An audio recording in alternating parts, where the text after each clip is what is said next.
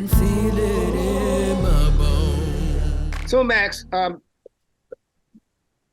let's talk about the day after we abolished slavery. How about that? Yes, sir. Welcome to Juxtaposition. I'm Mark Hughes. I'm the executive director of Vermont Racial Justice Alliance. We're here to talk to you about the day after slavery was abolished in Vermont. In fact, across 4 other states as well, or at least 3.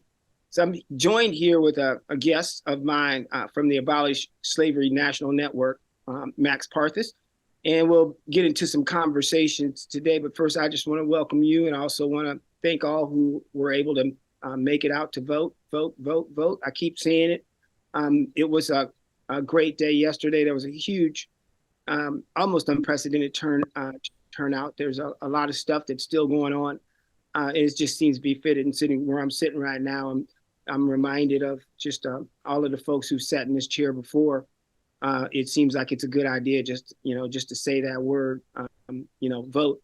So it was a lot of that going on yesterday. So we'll talk some about Proposal 2. Got some numbers for you. We'll talk to you about the implications there. Talk to you about, I would love to have a conversation about what's going on nationally as well. But before we do that, Max, what's going on, brother? I'm very happy today. Not letting anybody steal my joy. We worked so hard to get to where we got yesterday. And while it's still here, I would like to savor it a little bit. We've already started working on 2023 and the new generation of states that are coming in. But just today, breathe it in, because yesterday we made history. 4 states abolished slavery in a single day. Bringing the grand total to 8 states that have now abolished slavery without exception, where it is illegal to be practiced in that state. And that is just a beautiful thing. And we're really looking forward to this next batch, because if you thought that was powerful, we just started. You should have seen our meeting today, filled with activists and abolitionists from all over the country who are willing, ready, and raring to go, especially the new states. Name those 8 states.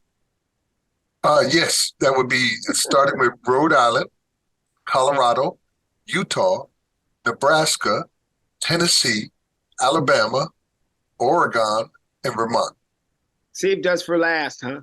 I started with the first one that had done it before anybody else, and finished with the most important, I think, is the one that began it all. The one that began it all. Yeah, we were sitting here a little while ago talking about the work of PR2 and some of the challenges, some of the opposition. Sitting right here with Peter Teachout. I know I'll probably hear from him at some point. We actually, though we had some different opinions, we actually have tremendous respect for one another. He invited me down to talk to his class and maybe to have lunch, but just being here in the studio and talking about it before it happened, and now being back to talk about it having been accomplished. It's an amazing thing. I'm reminded of the summer of 2015 when I was sitting at my dining room table and just scouring some statutes and stumbled into the Constitution and ran across this language for the first time. And at the time that I discovered it, I thought I was just not reading it correctly, because who reads the Constitution anyway? But we started to think about this work shortly before founding the organization, the C4, Justice for All. When I discovered the exception clauses that do permit slavery, one of the things that we did was we noted that we didn't really know about how to go about amending the Vermont Constitution. But the research began, and I think it was sometime around when we moved Act 54. There was the creation and the passage of Act 54, which was the Racial Disparities in the Criminal and Juvenile Justice System Advisory Panel. It was that work. It was through the work of the Associated RDAP Attorney Generals and the Human Rights Commission's Task Force on Disparities in All Systems of State Government that we were able to gain focus on the work of systemic racism. And I think that's the watchword for tonight. The whole conversation about systemic racism, that's the work that led us to the work of the Constitutional Amendment. I know that there are many states that have done this work and are currently endeavoring this work, who are approaching it from a different angle. And I would love to hear some more about that. What are some of those angles, Max? Well, systemic racism, as you said, is really at the heart of a lot of things. But the thing that was blocking us from challenging the badges and incidents of slavery, which is basically another way of saying systemic racism, was these constitutional amendments which literally protected slavery as an institution. And now we are looking forward to being able to challenge those badges and incidents without that protection. So many of the states are working towards those goals who have already abolished slavery. Colorado has a lawsuit that they're working on there, challenging their conditions. Nebraska has also done the same thing and actually gotten the inmates there more money for their labor, Nebraska, which is good, but it's just the start. And in our conversation earlier today with our network meeting, it was one of the things that came up about our strategies on how to deal with this afterwards. Because, when we came into this, Mark, we were all doing it under the radar. It was like, oh, that's no big deal. That's just the minorities causing trouble again. They're trying to do something symbolic. And before they realized that we had abolished 2-state slavery or 3-state slavery. And then they realized we were serious. And now we're up to 8. So there has been opposition against us, organized opposition, because it does threaten certain institutions. For instance, Louisiana was the only state that did not pass of the Freedom Five. And the reason that they did not pass is because Louisiana sentences people to hard labor. They're one of 2 states that do so, Arkansas and Louisiana. There may be more, but I don't think so. Let's go back to Louisiana, and I want to talk to you a little bit more about Colorado, because I remember Colorado like as clear as day, because we were at the very, very onset of the work that we were doing. This was 2016 timeframe. They actually failed the first time. Talk about that. Yes, they did fail the first time, and they were breaking ground. Nobody had ever done it before, so there was no guidebook for them. And they found that the language that was on the ballot measure caused them to lose. People really didn't understand what it was because they were fighting 2 pieces of information that people were ignorant of. First, that slavery even existed to begin with. They were under the assumption that that was not the case, that slavery had been abolished. Hold on for a second, I'm sorry about that. They had been under the impression that slavery was abolished. And so they had to educate the people that no, slavery is still legal here in Colorado, a place with the most maximum security prisons on planet Earth. So that was the first thing. And then secondly, they had to break the information that what we're doing now is abolishing it for the first time. So they failed because of the language on the ballot. But the second time around, they made a very concentrated effort to clean up the ballot language so it was simple to understand what was going on. And it also gave them a little bit more time to educate the state citizens about what was happening. And they ended up winning. Folks know, Max, that, I mean, wouldn't everybody say that? Wouldn't everybody say, I just play the devil's advocate for a minute. We've been around this mulberry bush, but for those who are watching, I'm sure a lot of folks, I'm sure in any state would say, well, we've already abolished it. If nothing else, the 13th Amendment. And then to follow on to that, and this is just kind of holding, let's hold folks' hands through this process, because ultimately where we want to go here is to so what? But, where we are right now is just, how do we explain to folks that no, slavery really wasn't abolished in your state, no matter what your Constitution says? Well, we did a poll back in 2019 via Worth Rises, who is managing our federal joint resolution to repeal and replace the 13th Amendment. And in that, I believe the numbers that they found out was that 82% of American society had no idea that there was an exception clause in the 13th Amendment. The great majority of them just simply did not know. I should have put this on do not disturb. Give me a second here. Let me do exactly that. All right, there we go. So, yeah, the great majority of American citizens simply did not know. They also had no knowledge of convict leasing, which is the missing link in history. Most people weren't aware that there was even a period called convict leasing where there was a transition from chattel slavery to prison slavery. So we had to educate them on that. But it was an uphill climb. I think at this point, because of the efforts of the Freedom Five, the states that have been involved with slavery abolition, and the Abolish Slavery National Network, we've likely gotten that number up to about 40%. I think I can confidently say now that about 40% of American society is aware to some degree of the exception clause of the 13th Amendment. And that's what's brought us to these wins now, because it's really spreading like wildfire. More and more people are becoming aware.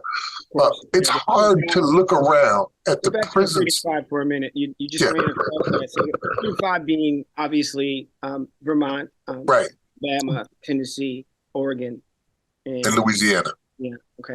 Yes, Freedom 5 that you just mentioned. We named them that because we started 2021 with 15 states that had legislation to remove slavery exception clauses. But by the time we got to the ballot, only 5 had made it. And we called those the Freedom 5. And that's the states that you just named.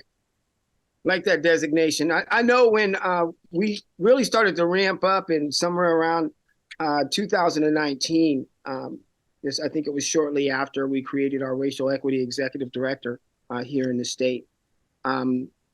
This was the first year that we were able to constitutionally and statutorily put forward Proposal 2 in Vermont, the constitutional amendment that prohibits slavery. And from the onset here, just a little bit about Vermont for those watching, is we always thought that this would be about understanding that the institution of slavery produced systemic racism in Vermont, as well as in the United States. So that was the premise that we started our work from. And it's interesting because you called it earlier badges and incidents, Max. Yes. And I think I agree. I think that the systemic racism could be easily classified as what we would refer to as badges and incidents as it pertains to the 13th Amendment. And I think what's important as far as the work that we've been doing in my emerging understanding of how this all relates is that there are many states that started only as abolitionist states, and they just only started as just saying, we want to abolish slavery. But the follow-on work that they began to do was really about addressing the badges and incidents of slavery, or those things that slavery actually produced, or that exist as a result or as a residual of the institution of slavery. So I like to think that in Vermont, we started the work in the reverse order, if it makes any sense. We started the work where we weren't really looking at being abolitionists. We were just looking at being activists. And then along the way, what we discovered is there was some abolitionist work to be done. And therefore, obviously, we took that path and we continued across that path. And now here, as we are at completion of the constitutional amendment, and mind you, along the way, we've continued the work, but now it's more, we're able to turn our full attention back into the full weight of the eradicating systemic racism here in Vermont. I think that there's much to learn that we can reciprocate with some of these states in lessons learned and maybe policy and so forth. Speaking of which, what's the point? I mean, and what's next? What are you hearing other states saying, these other 4 states? And we can, as I said, we can get to Louisiana as well, because I do want to hear more about the other states. I did have a conversation with Curtis Davis and some of the others today.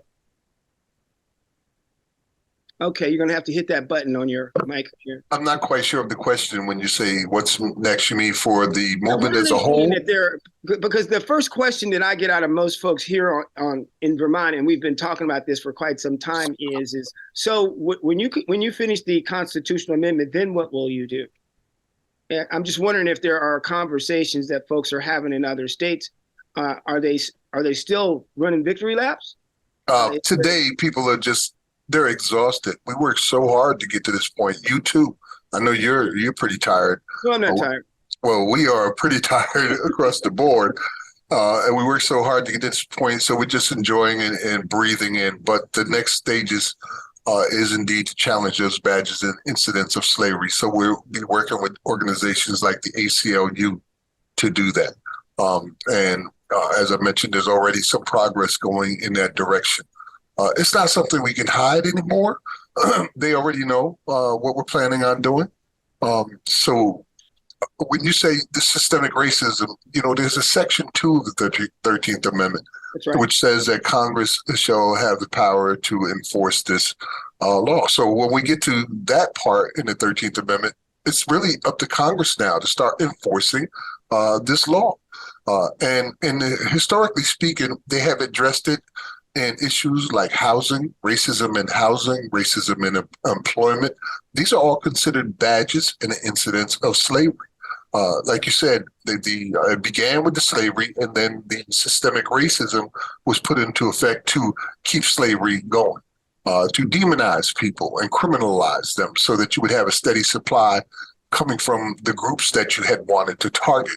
And so all of these things now have to be dismantled, but we're going to do it without the protection of a constitutional amendment that allows slavery and involuntary servitude to continue as an institution. Yeah, we don't even know what that looks like.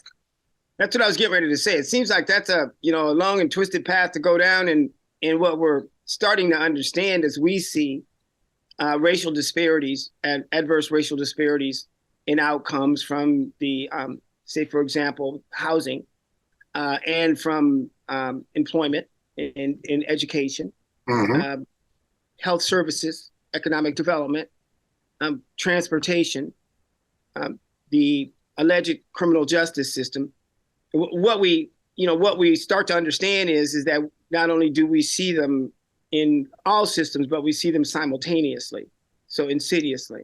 So really what we're talking about, and it's a little bit of a twisted road that we're having a conversation about. And I think this is why a lot of folks have such a difficult time with the conversation, let alone the work, but just the conversation on systemic racism, because that is the definition. When we have these simultaneous racially disparate adverse outcomes across all systems.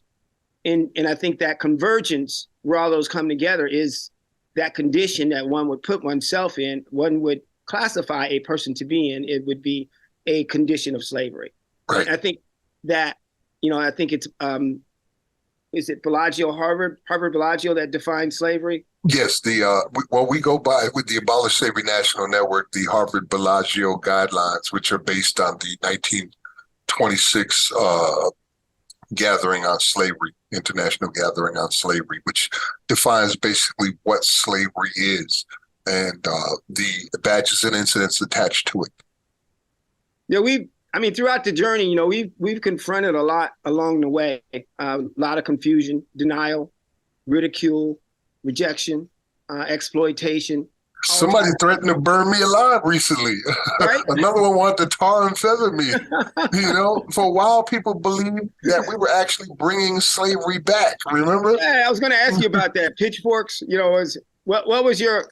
Have you heard any stories from the front? From the front lines, and what's been your experience? The last time somebody tried to do this, 620,000 people died, in 11 states seceded. Well, it's not like we're not facing the potential of a civil war right now. History tends to repeat itself. And here we have a full-blown slavery abolitionist movement, which is literally turning states that were slave states into free states. And at the same time, you have people who are trying to dismantle democracy altogether and head towards fascism and white supremacy and white nationality and white Christian nationalities. So history does repeat. And hopefully we can learn the lessons of our forebears and try not to do the same things over and over again. I certainly don't want to raise my kids in a place where there's a civil war going on. Yeah. I mean, they did it before. Maybe that's part of the problem. Is that thing that seeped down into our psyche as a nation. Hey, let me ask you. We're nearing towards closing, but I'm wondering. One of the things that we ran into here is I guess we were a little naive because we didn't take into consideration that the very system that we're trying to address would be like one of the biggest impediments and also the biggest sources of like disinformation, misinformation, contention. It's almost self-protecting, auto-healing. It's like auto-correcting this whole system that we're looking to address. It seems to be the hugest obstacle in, I guess, divesting from it. What are the stories you're hearing from the front lines, and have you run into similar challenges? I learned from Frederick Douglass through his perspective of how he looked at slavery, and many of the other abolitionists looked at it the same way. Like it was an ancient evil, a living thing, and he spoke of it as that. Remember, he said we'd have to wait and see in what new skin this old snake would come forth, even under another name. So that's how I see this thing, and I don't believe slavery can be defeated or permanently beaten. You can only weaken it to the point where it's ineffective, but then you must place guards to protect from it rising back up again. That's because right. If just one single seed is left in the soil, it will bloom and those rotten weeds will smother the entire land. Just like we saw in our own lifetime. We watched, you and I and others, slavery go across the entire globe all over again in the form of a prison for profit and used as an economic development program. So on the front lines, we've seen quite a few challenges. As I said, I was recently, people threatened to burn me alive. Elders said they wanted to see me tarred and feathered because it was a misinformation campaign. You're a pretty big troublemaker. I can see part of that. And I'm not the only one that has faced these types of threats and challenges. It's because of misinformation. Those people that said that about me thought that we were trying to bring slavery back with these 5 states. They didn't bother to really read the information. They just went by titles of articles or hearsay and made up their mind that we were people who were bringing slavery back because slavery been abolished, right? And if they're talking about it, they must be bringing it back. Well, that's the new trick is whatever's happening, just say it's not, or whatever's not happening, say it is, and everybody's just going to believe you. What happened in Louisiana, Max? Louisiana was defeated because of a misinformation campaign, and I believe it was the source of that was their dependence on prison labor and also the sentencing that they do there, where they sentence people to hard labor. Tell me more about that. I think I mentioned it early on in the program, but to the best of my knowledge, only 2 states sentence people to hard labor. It would be Arkansas and Louisiana, and they've been doing this for decades. And so if you abolish involuntary servitude in slavery, that means that it could potentially be retroactive, that people who were sentenced to hard labor could go, well, Constitution says that this is illegal now. And so I want to challenge this condition. So they were very worried about that. So does that mean the challenge would be what, for a fair wage? The challenge would be that Louisiana would be prevented legally from sentencing people to hard labor. And on the plantations that they have in Louisiana, like Angola Prison Plantation, which is larger than the Isle of Manhattan, they're very dependent on free prison labor. They even pick cotton out there in the fields. They do all kinds of work, often with white guys on horsebacks and guns walking around amidst them and making sure that they do this work. So now they can't even force you to go to work. It becomes a choice now whether or not you want to work. You don't even have to make an excuse. You can just simply say, I don't want to work for free today. I'm not going to be your slave today. And so the prison industry is going to have to find new ways to incentivize labor without the threat of punishment. Well, I they mean, already have. I mean, it does. I mean, they can still be. We know that they can still be profitable without labor. All they have to do is just act as warehouses. Correct? yes, that's the other side of the coin when it comes to slavery in the United States in the 21st century. Not only is free labor a thing, but even bigger than that is warehousing bodies, which bleeds outside of the prisons. It applies to our jails, our pretrial detention centers. It applies to our Private immigration prisons, right? centers, private Mhm. prisons. It applies to our juvenile detention centers. It even applies to the wards of the state. So now, for instance, in some of these cities like New York, to incarcerate a single person in a pre-trial detention center like Rikers Island is $556,000 a year. If Right. that's not exploitation, I don't know what is. If you simply invested 50,000 of that half a million plus to the families that you're arresting, you probably never see their children. But oftentimes they're coming up in poverty and with so much wants and needs that they're not able to get. So rather than invest in our communities, we'll invest a fortune into incarceration. So you've got a kid 16 years old who doesn't have two nickels to rub together, but the moment he's accused of any crime and arrested, he's worth $500,000. And this is how they use these jails and these detention centers as economic development programs that generate huge amounts of funds. Absolutely. Just warehousing bodies. We're really not familiar with that concept, having maybe somewhere upwards of about 200 of our folks down in a private prison in Mississippi right now. Just turning the corner and taking it home, as we talk about the work as it continues, first of all, I just want to give a huge shout out to folks who are out there. I got some numbers for you. Is 290,963 folks. It looks like counting votes here. That was folks who cast a vote in one way or another for a PR2. 237,097 folks voted in the affirmative. They voted yes. 81.49% of voters in Vermont voted yes for Proposal 2, slavery prohibition. 30,255 folks, is about 10.4% population, voted no.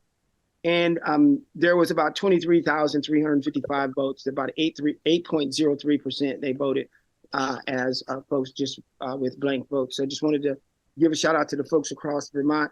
While this work was going on, our work continued statewide through our Change Vermont, as well as our Acknowledge, Create, and Transform legislative agendas in 2019 and 2020, respectively.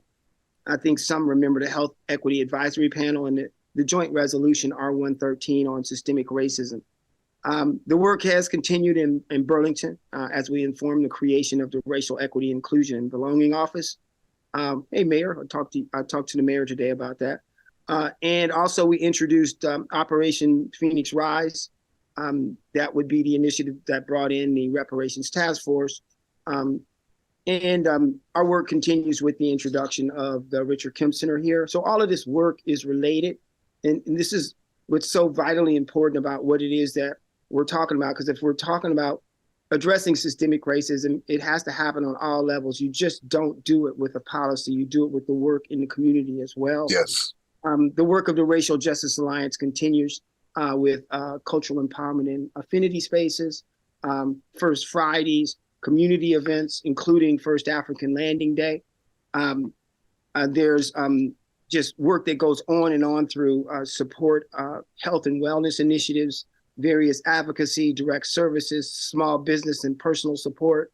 Our work continues with numerous outreach and education initiatives on root causes, impacts, and solutions surrounding systemic racism, including initiatives like Hidden in Plain Sight, the truth about systemic racism, definition of systemic racism, 40 Days of Fire. In fact, turning the curve on systemic racism, building back a healthier Vermont. We will do that tomorrow. I shouldn't even say that because it's recorded. We will have done that on the 10th of November, and we'll be returning to that. It's talking about root causes, impacts, and solutions on systemic racism. We said yesterday, one of my last communications that went out yesterday is I said, folks, don't vote for PR2 because you think it's politically correct thing to do. This has never been about being politically correct, Max. It's never been about being symbolic. Right. It's been about acknowledging systemic racism and showing up to do the work.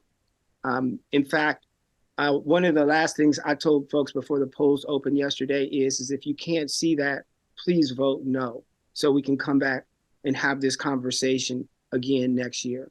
Speaking of next year, we will be back with further amendments to the Constitution in this upcoming session as well, because of course there are other things in the Constitution, which was written by a bunch of white men in 1777, that are problematic.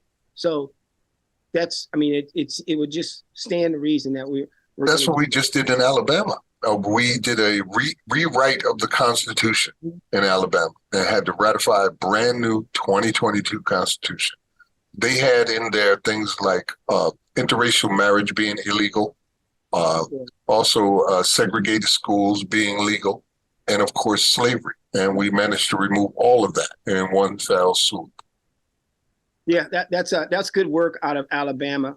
So again, we're out of here. We're out of time. We've never been here to win a campaign. We've always been here to eradicate systemic racism. This is Abolish Slavery VT has been a great campaign. It's been just a lot of fun becoming an abolitionist, and we've never stopped being activists. It's been a lot of fun to meet the folks across the United States that are doing this vitally important work. I have a deep respect, Max, for you and all of you who have been doing this work for years and years. I appreciate you so much for coming on the program.